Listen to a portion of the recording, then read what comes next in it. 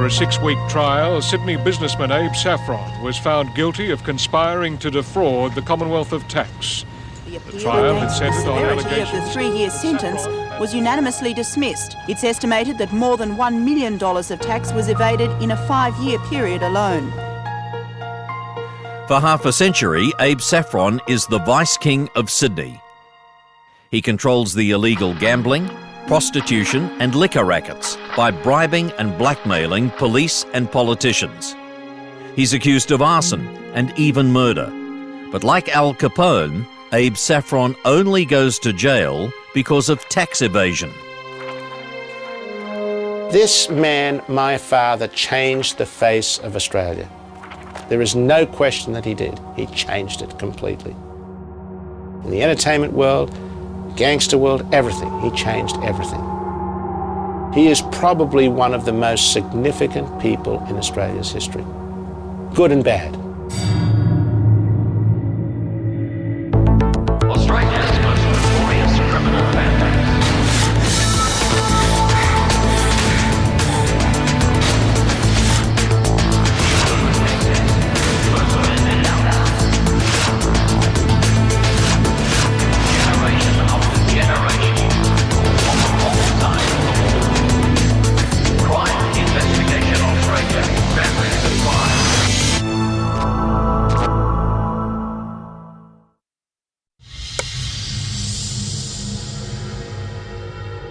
Some people said worse than Al Capone, Lucky Luciano and Bugsy Siegel combined. And he was in the beginning. I don't think you can characterise most criminals as being the sort of 4x4 tattoo-covered thugs. It's the thugs, the ones who are in the front line, who are carrying out the deeds of the tacticians, you know, the Abes, if you like, who are more in the back room.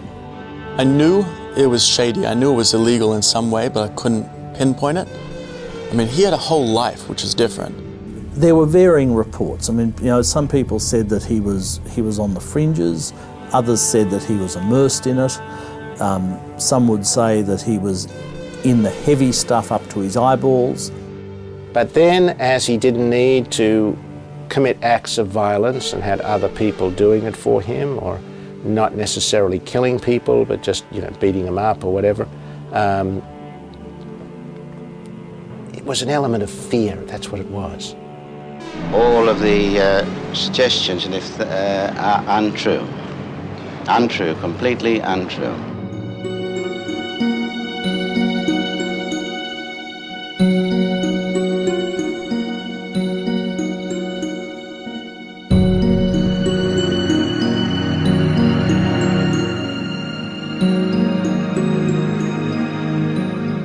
Born October 6, 1919, Abraham Gilbert Saffron is raised in Sydney's inner west by parents of Russian Jewish heritage. He displays entrepreneurial talents from an early age, buying and selling cigarettes and school textbooks to make a profit. He's a very astute operator, and he was also, of course, one of the first car radio thieves. Abe was managed to picked up and I think arrested for goods in custody of having one of the very early valve radios. So he was obviously a man who saw an opportunity fairly early on and went for it hard. Before his 21st birthday, Saffron has already pleaded guilty to gambling and theft charges. He enlists in the Australian Army and Merchant Navy during World War II, where he runs a black market enterprise supplying contraband such as alcohol, cigarettes and pornography. Now, whatever the sailors wanted, he had available. And he partnered up with in each case, with the captain of the ship. The captain got a slice. Then he started a bookmaking business where he went to the track and was a bookmaker. And he always claimed that he lost everything in the book. He was a bad bookmaker. Well, nothing could be further than the truth. My father was brilliant at math and brilliant at business.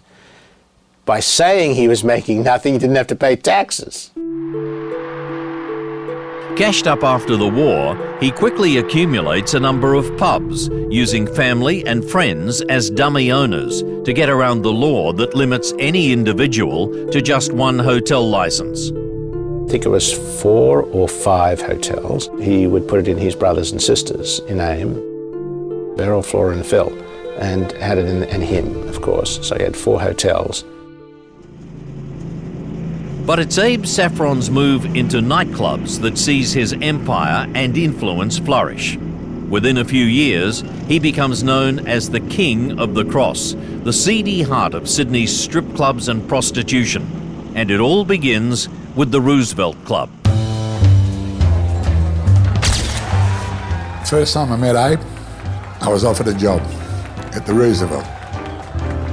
The reason I wanted the job because they had the best looking ballet girls in Australia. I was a dancer. I learnt a lot from the Roosevelt. It was a high-class nightclub, very well run, very strong doorman to keep the riffraff out. And we all had a great time. We met a lot of famous people that used to come there. You know, terrific. Paradise. Paradise. If you took a girl to, say, the Roosevelt, they dressed to the nines, you know, and that was their night out. Guys in lovely dinner suits, women in their finery, superb food, chicken in a basket on the menu, and wine flowed, provided you ordered it before 6 o'clock. You know, judges, politicians, lawyers, all that sort of jazz. Everyone was up there, enjoying it, even though it was slightly illicit. Mr. Saffron used to come round to every table and introduce himself, even though I was only a humble student drinking a bottle of beer. He was polite and shook everyone by the hand. Oh, we used to sit with lawyers and barristers.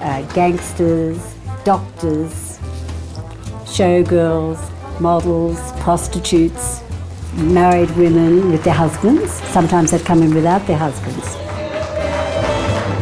Every night was fantastic. And it was open till 3 o'clock in the morning.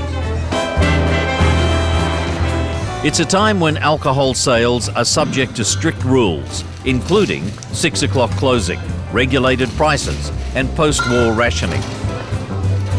In those days, you had to drink as much as you possibly could by 6 o'clock, and then it was all over. Abe did, and as a lot of other publicans were doing at the time, they just simply made sure that grog could be provided discreetly after hours in their hotels.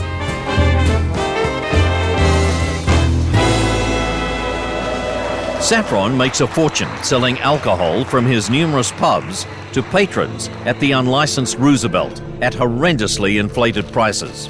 And I remember, going down and getting bottles and bottles, carts of them, and we bring back to the nightclub, and the girls there would write down Mr. Robertson, Mr. Johnson, Mrs.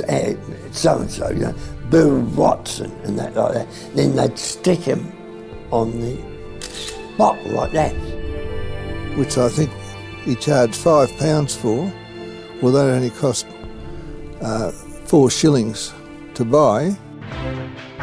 Wine and beer flow into the early hours of the mornings. Saffron pays police bribes to turn a blind eye to the illegal sales of alcohol. The Vice Squad would come and see the show, have a meal. Boys, enjoying yourself? Yes, ma'am. You just make sure your glass... And get their money on the way out. So, that's the way it was done. It's not unlike Prohibition in America. It was an insane law. Prohibition in America breeded corruption. Well, the 6 o'clock swill was anti-Australian. So that bred corruption. Eventually, the blatant illegal activities in the Cross cause a public outcry and result in a royal commission into the liquor trade. Abe Saffron is called as a witness and is caught lying about his hotel interests. They did some digging and they found out that Abe was actually very heavily involved in a number of hotels, I think. So he came really unstuck. He lied and he got caught. He got caught heavily. It's a major setback for his business, but it doesn't affect his private life. Abe's healthy sex drive sees him take numerous lovers and mistresses and become involved in a sex scandal that captures front-page news. Did you enjoy the show? I mean, there was talk that my father was extremely well endowed and insatiable. That's about the best way I could describe it. Insatiable, and had no moral compass whatsoever. Abe realises he needs powerful friends in high places to protect him and his expanding illegal operations. And so he sets about building a network of businessmen, politicians and police to achieve his goals.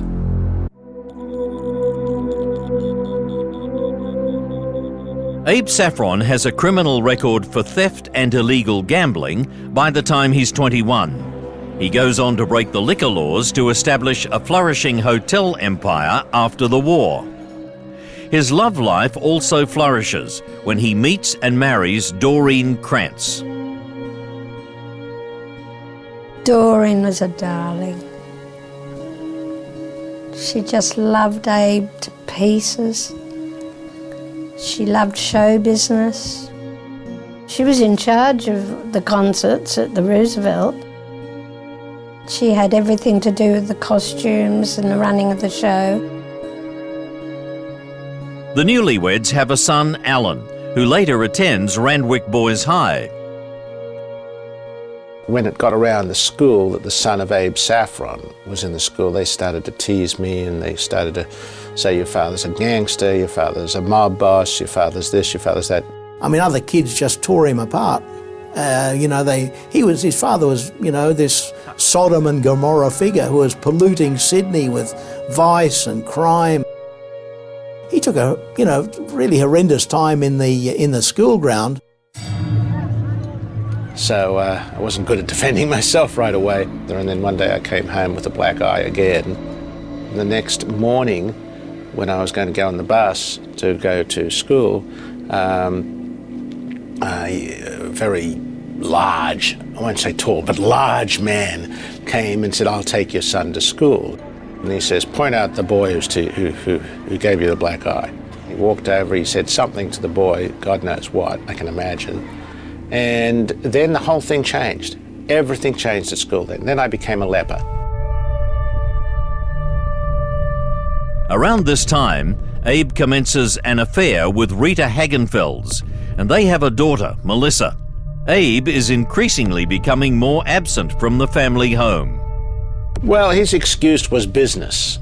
Of course, I later found out, probably around 9 or 10, that he had many mistresses and was in other homes, with other women. He always had one regular mistress at least, and then he had many others on the side, but he had like one main one. I never understood that, how a man could leave his wife and have an off time, and my grandmother would always be, oh no, it's fine, it's all okay. Abe, I'd like you to meet Anastasia. Anastasia? Isn't she something else? Sir Wayne, you have excelled yourself. Oh, I thought he was gorgeous. And he was married. I was really silly, wasn't I? But anyhow, that friendship did last all those years. 55 years is a long time.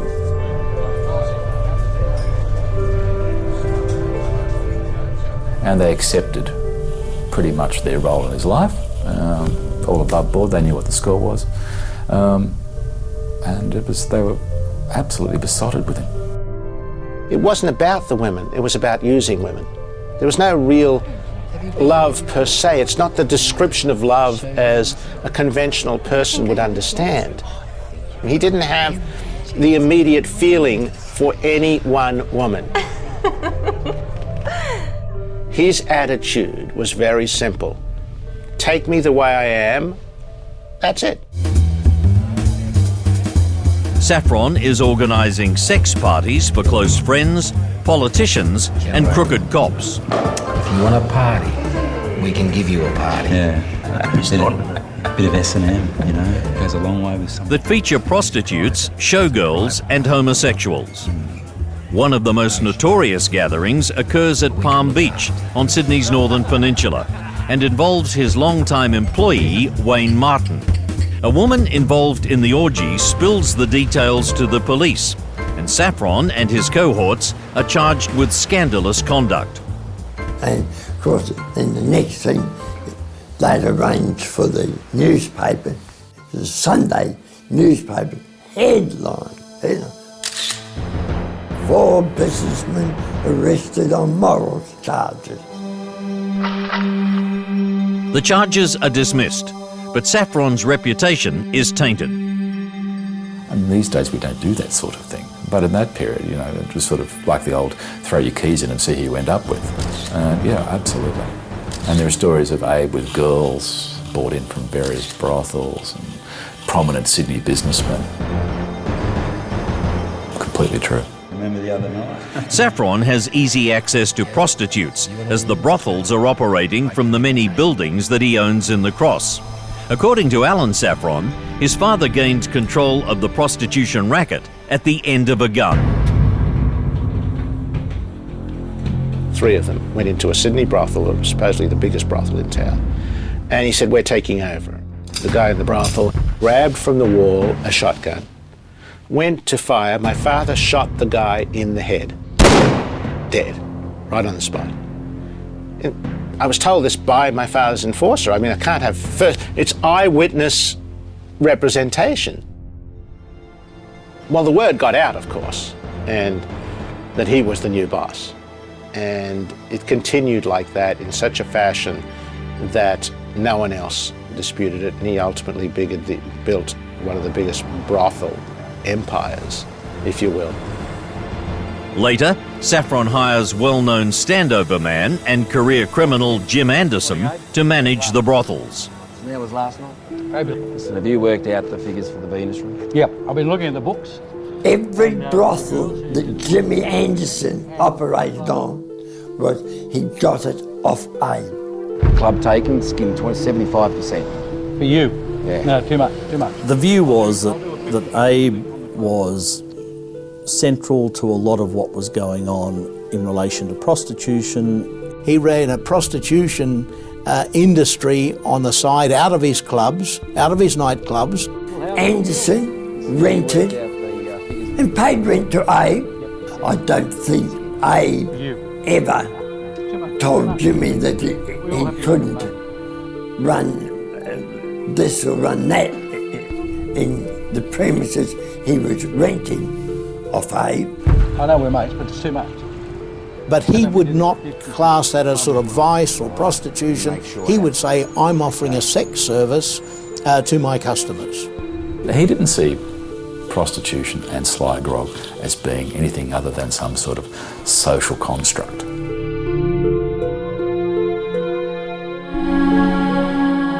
And through it all, Doreen Saffron suffers the public humiliation of her husband's indiscretions.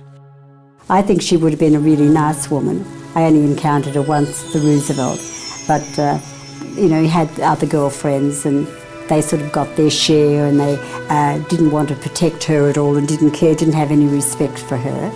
And so she would have had a bit of a hurtful life. She tried to commit suicide 3 times, taking overdoses of sleeping pills, and, you know. It's hard to say that she accepted it, because that would be a wrong characterization.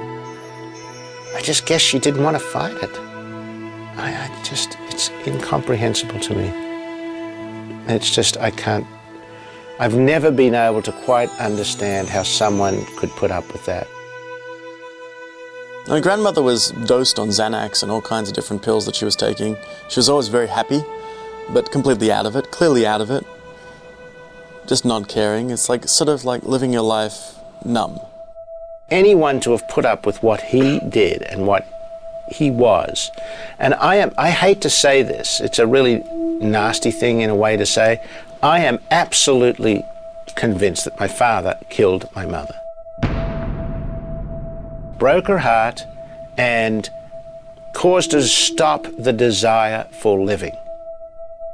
Alan believes his father betrayed him as well. He suspects his first wife, Susie, of having an affair with Abe. I mean, my God, my own father with my wife. I mean, I don't want to believe it, but there were so many rumours about that. For every time a child was born, he'd give her diamonds and jewellery and everything else. There was the issues of suspicion about the birth of 2 of my sons. Can I substantiate them? Absolutely not. Did I sign the birth certificate? Absolutely. Do I love them? Yes, I do.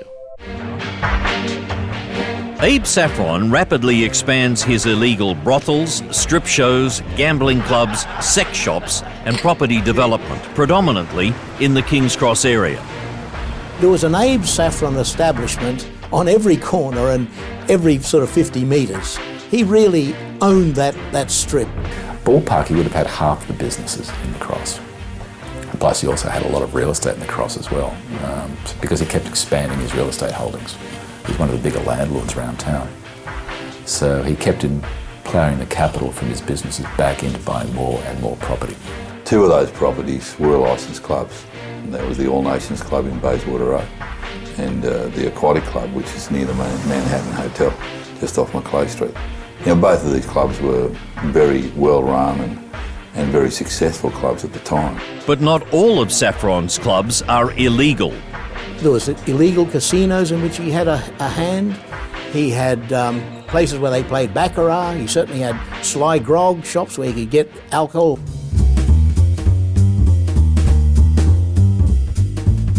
Saffron opens the Staccato, which becomes the first legal strip club in Australia. He adds the Carousel Club and decides he wants the highly popular Les Girls. But to get that show, he has to play hardball. Abe Saffron got the lease on the building. He had the rent put up that high that Les Girls couldn't pay the rent. And so they had to move. And in the meantime, he'd already had the show rehearsed. We'd already rehearsed to go in there. And we moved in there, I think it was 1973 or 74. So Eric Dare sold the name Les Girls to Abe Saffron, and it started again at King's Cross. Louis and I came up with Dudley with the thing of, hey, they won't let us charge to go in to see a strip show that made the law. And Dudley said, well, why don't we beat the law like this? We'll give them a free show, and Wayne would give them a quarter of a chicken and a handful of chips. We'd charge, $2 for that and give them a free floor show. But yeah, the strip clubs were in place and then Vietnam happened. That's a windfall no one could have predicted. Saffron is making friends in high and indeed low places. He's linked to the gangster Lenny McPherson and multi-millionaire Sir Peter Abels. He socialises with the police commissioner Norm Allen, and perhaps most famously of all, Bob Askin, the New South Wales Premier for a decade, from 1965. He came to the house, a couple of times as Premier. My mother made him lunch. I mean, it was a very open relationship. It wasn't like a hidden relationship at all. He picked up some of his gambling debts. He certainly entertained him at his place. As a matter of fact, it was the first real open relationship, him and the Commissioner of Police. They were really open in those days. And Norm Allen financially benefited, which is not a great thing for a police commissioner.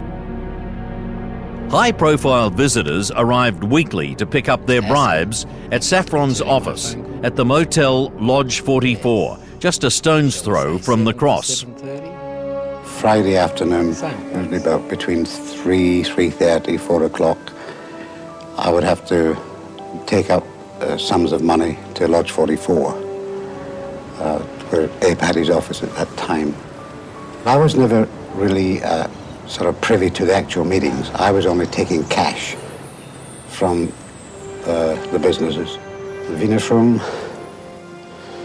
Bastille, Les Girls, VIP, Showbiz. That was basically rents up to there, which was $30 per gill per night. And as you had 23 flats, it would vary from between 5,000 to 15,000. The black cash, that is, which Abe then obviously was distributing amongst the gentlemen that he was meeting there. I can remember plenty of times outside the Lodge 44, there'd be a car parked with a driver, whether it was a detective and the high-ranking coppers inside wouldn't have a clue, or whether it was city council, or whether it was members of Parliament, wouldn't have a clue, because when you went up there, listen, come back in 3 hours. Abe was a great networker. He was a networker before we knew what networking was. And one of the things that he had was unique is he was silent. And that was a perfect partner for police or government. Abe Saffron knew most of the movers and shakers in Sydney. And I'm talking about in the political classes, in the law and order, law enforcement area, certainly in entertainment, the media, industry, and even the judiciary and the legal profession. He knew them all. Like Sammy Davis Jr., for example, sold out performance in Queensland. Sold out, can't get in, $1,500 a ticket. My grandfather rings on the day of the performance. He rings up, he goes, to Mr. Saffron, I'd like 6 tickets for this showing tomorrow night. Okay, Mr. Saffron, 6 tickets, right up the front row, stage. I mean, impossible things like that. It's Saffron's relationship with standover man James McCartney Anderson that has the most profound consequences. Well, both my mother and me said to him he made a terrible mistake with Jimmy Anderson, but in a way he didn't. He had so many clubs. He needed someone of that kind of animalistic behaviour. Nighttime business is a tough business. It really is. You get into a lot of problems, you get into a lot of fights, you get a lot of stealing. He needed someone with an iron fist, and Jimmy Anderson was that. I was regarded with a great deal of suspicion originally. I was reasonably fit. I wouldn't stand any nonsense. In those days, you used to get quite a lot of girls getting beaten up in the clubs, customers getting robbed. I put a stop to that. And again, there's a certain amount of respect as not to trifle with him. He was a horrible, horrible man. Like, if anyone wanted to big note themselves, Jimmy did. Anderson was a monster and shady character. He was just evil. I remember one time he came to the dressing room and some of the girls were mucking up. And he pulled a gun out. And he said, you girls can play your game. He said, I can play mine. Your choice. And then just turned around and walked out. The girls didn't play up much after that, I can assure you.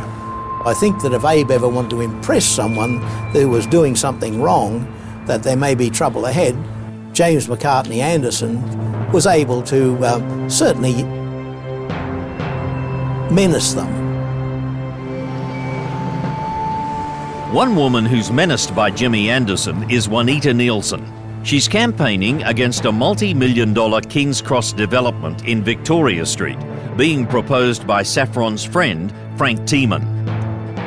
She's also threatening to expose Saffron for blackmailing powerful people over their sexual exploits. Saffron's Carousel Club is the last place in King's Cross that publisher and activist Juanita Nielsen is seen alive. On the morning of July 4th, 1975, she meets the night manager, Eddie Trigg, to discuss the club advertising in her newspaper called Now. She disappears. Her body has never been found. Jimmy Anderson is believed to be involved. It was the most appalling crime. I think the police investigation into it was a joke. I've no doubt, and talking to Abe just before he died in later life, that he did knew a lot more than he ever told the police about what happened. I don't think he personally was involved. In fact, he told me it was odd. When Frank Tiemann was on his deathbed, Abe said he went to see him to ask him how it all unfolded, and Tiemann refused to tell him. And Saffron was, I think, pretty upfront with that. I think Juanita Nielsen will remain a mystery. The public attention that Juanita Nielsen's disappearance draws to Abe Saffron creates a rift between him and his once loyal enforcer, Jimmy Anderson. I don't think the man could lie in bed straight. He's a puppet master. He thrives on corruption. Actually, he creates corruption. Their falling out will eventually lead to Saffron's downfall when Jimmy Anderson, fearing for his own life, decides to become an informer. The King of the Cross is about to be dethroned. Make yourself at home. Thanks, Abe. By the mid-70s, Abe Saffron has built up a group of powerful allies in business, politics, entertainment, and corrupt police. You have a good time now. One of his tools for gaining favours is blackmail. From the early days, he has two-way mirrors and peepholes installed in some of his clubs to take photos of those involved in sex acts. The girls were in there serving them drinks, and there was nice lounges and everything, and of course his friends would go in there and other friends would look through the peepholes.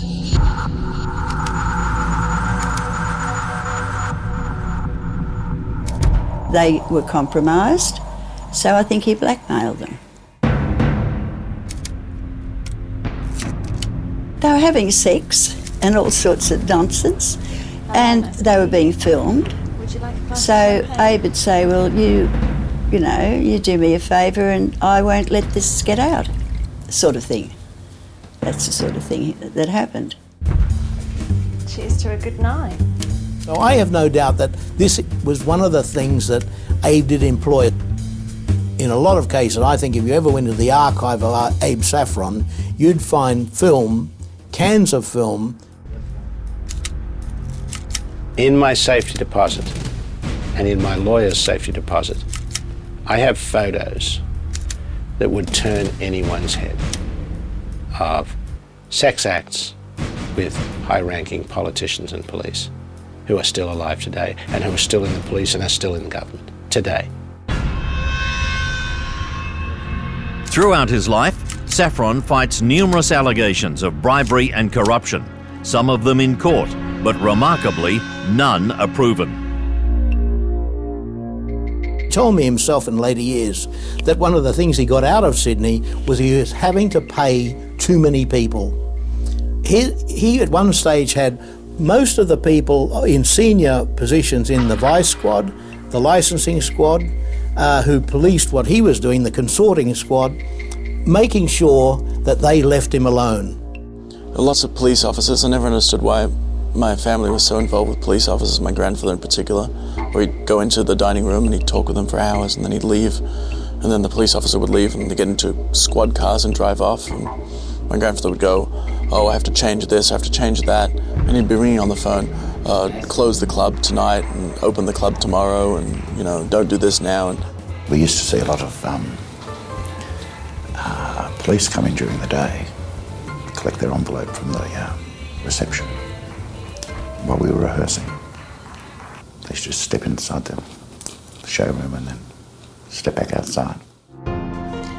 Count out 300 for friends of the family. A young Alan counts out the bribes and asks his father who the money's for. He said, but I will tell you one of them is Bob Askin and one of them is Commissioner Allen. He said, the rest you don't need to know. So I knew. I put the money in the envelopes a lot of the weeks. I was right there doing a lot of his work, and I did the money for him. So who's this going to? And at one time there was like 20 envelopes. In other words, he was paying off 20 people. 20, that's a lot. I paid possibly between $5 and $6 million over a 15-year period to Abe Saffron to pay the police and the politicians. Saffron doesn't try to hide his relationship with one senior policeman, Deputy Commissioner Bill Allen. I dropped him off at the police headquarters. I said, Abe, you're making it effing blue. He said, no, I'm just going out to see Bill Allen. I knew that Bill Allen was going to be the next Commissioner of Police. I think it was unwise to allow Mr. Saffron into police headquarters. It's sort of waving a red flag at a bull, isn't it? I aligned myself with the popular view in the police that Abe was an extremely dominant person around King's Cross who may have been involved in corrupting coppers, but certainly we knew full well that the coppers turned a blind eye to most of the businesses at King's Cross. There's little doubt that Abe Saffron gets considerable favours from the New South Wales power players. But the tide begins to turn when federal authorities begin investigating accusations of his involvement in the drug trade. I made a statement to Saffron that the one thing I would never be involved in was drugs. And that if I ever found out, to my satisfaction, that he was involved with drugs, then we were finished. I established beyond any reasonable doubt that he was one of the main bankers, I think would be the best word, involved in it. This is the beginning of the end for Abe Saffron. By the 1980s, the National Crime Authority begins investigating what it describes as serious and incredible allegations against Saffron in relation to arson, fraud, bribery of police officers, and the supply of illegal drugs. Probably Abe Saffron had more investigations into him than any other person in New South Wales in the post-war years. I'm talking about royal commissions, I'm talking about commissions by the federal government, state government, whether they're into sly grog, licensing, vice, drugs and everything else. It didn't stop him. And the reports came and went, Abe kept going. But in the end, like Al Capone, it's tax that brings Australia's crime boss down.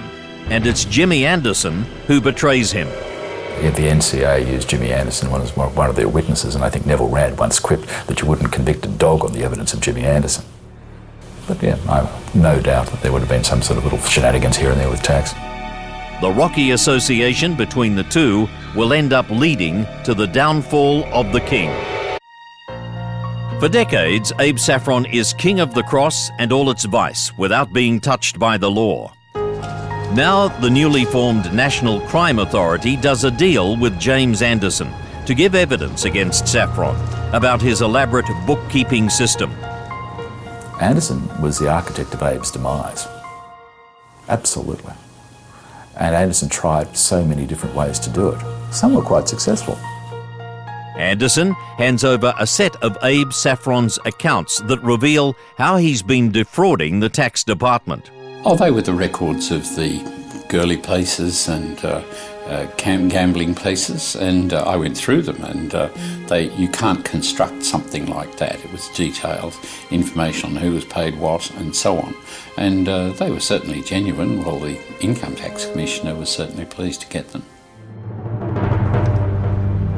Anderson tells how Abe's clubs have two sets of books, official and unofficial accounts.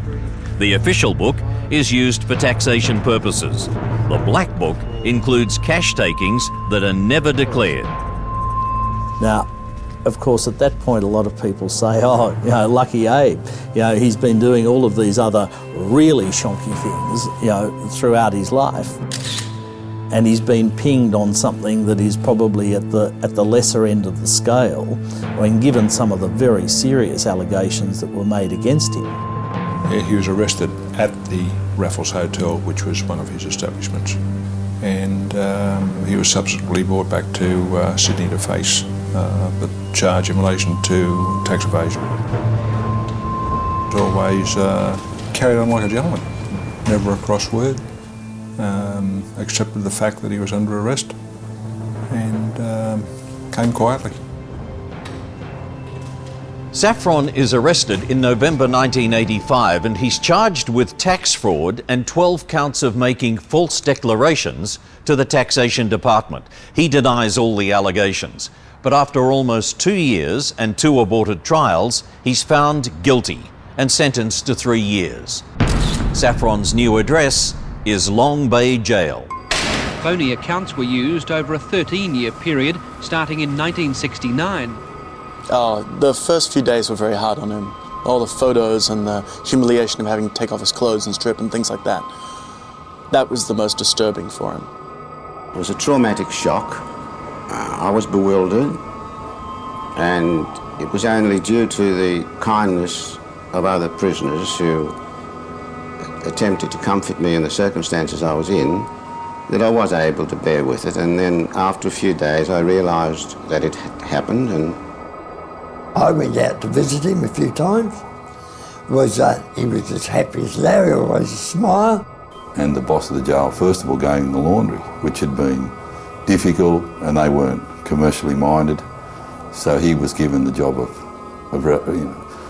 taking over the laundry and making it a viable business, which he said I thoroughly enjoyed. Every day was a challenge, and he turned it from a loss-making concern to a hugely successful operation in a reasonably short period of time.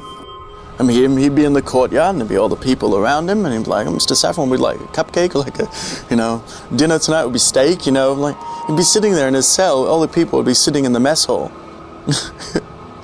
He'd have a phone in his cell. Yeah, he'd be doing business as usual in the cell. When you're talking within the prison system, no, I wasn't given any special privileges at all there. Most famously, while behind bars, Abe Saffron organises the lay girl dancers to come to the jail to perform for the inmates. He even orders takeaway Chinese to make it a real celebration.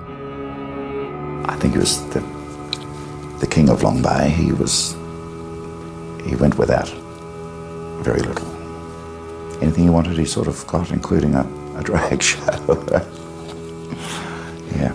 And of course, the press the next day was headlines, Abe Saffron gets drag show into Long Bay Jail. Who else but Abe Saffron could be in the slammer, be in Long Bay Jail, and then organise a party when you're being convicted of being a tax cheat, and have about 100 prisoners there, and have a great night of entertainment going on for several hours? Only Abe Saffron. In the end, Saffron serves just 17 months of the original 3-year sentence. He says, Alan, do you think I was upset about going to jail? I said, well, you seem to be. I was there. You took the impression that you would never go down. He said, that was the impression I gave to everyone. I already made the deal, so they wouldn't investigate me any further. And I know that there were certainly many efforts to nail Abe Saffron in relation to things that were a lot more serious than that for which he was ultimately convicted. Any comment, Mr. Saffron? It came to a point where if they continued to investigate deeper, I could have been put away forever. He said, but I reached a deal with the highest level of people. Of course, when Abe went to jail, Jimmy Anderson thought he was kingpin then and thought the cross was his. It didn't last long. When Abe came out of jail, Jimmy Anderson went to the Philippines to live. After his release from jail, Abe Saffron faces a bribery charge involving the disgraced Deputy Police Commissioner, Bill Allen. The charge is dismissed, but he loses a ruling on what he owes the tax department, and he fails in his various attempts to regain liquor licenses. However, Saffron does win a defamation case against a newspaper that described him as Mr. Sin. Mr. Saffron took the Sun to court and won. He told me he hated it. He's a man who shows no emotion at all, but he actually looked angry when he came to my chambers and said, I've been called Mr. Sin. It really upset him. Abe Saffron's empire keeps expanding after his release from jail. He becomes one of the country's most successful property developers. But too often to be a coincidence, buildings he owns burn down. If he couldn't get property rezoning or he couldn't take down a building in order to build a new one, suddenly that building would vanish, and it would be vanished by fire.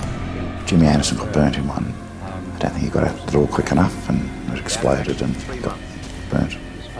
Very seriously burnt all down his back. Or there'd be little fires, but enough to close the place down for 3 months or something to renovate it. The arson side of his operation was never investigated fully. I don't believe there's a single case wherein he was caught, charged, prosecuted and convicted of these offences, but they happen. But what is interesting, that the insurance industry, after half a dozen of these, gave up almost insuring Abe Saffron properties. the fire at Luna Park, which claimed the life of his 13-year-old son, Jonathan. The most damaging allegation of arson is that Saffron is linked to the Luna Park ghost train fire in June 1970. Tragically, 7 people are killed, including 4 Year 7 teenagers from Sydney's Waverley College. Saffron has a business interest in Luna Park. Now, I asked my grandfather years later, were you involved in this? And he goes, look, my interests in Luna Park were varied. I had interest in the land up to a certain point. I had video arcade machines in Luna Park, but he had no involvement at all in the fire. It was more likely that this was a rival who was trying to either get his hands on it or stolen money from it. Abe got anxious about the amount of money that was being lifted from the place, and the person to hide their theft of money from it somehow torched it.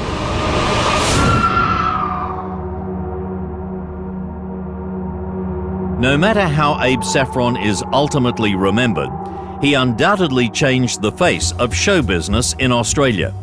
He brought out entertainers such as Frank Sinatra, the first time this had been done in Sydney. He had nightclubs, he was providing entertainment to tens of thousands of people that was otherwise not there. He was brilliant, he should be credited for all of that, and I'm proud to be the son of that man who did that.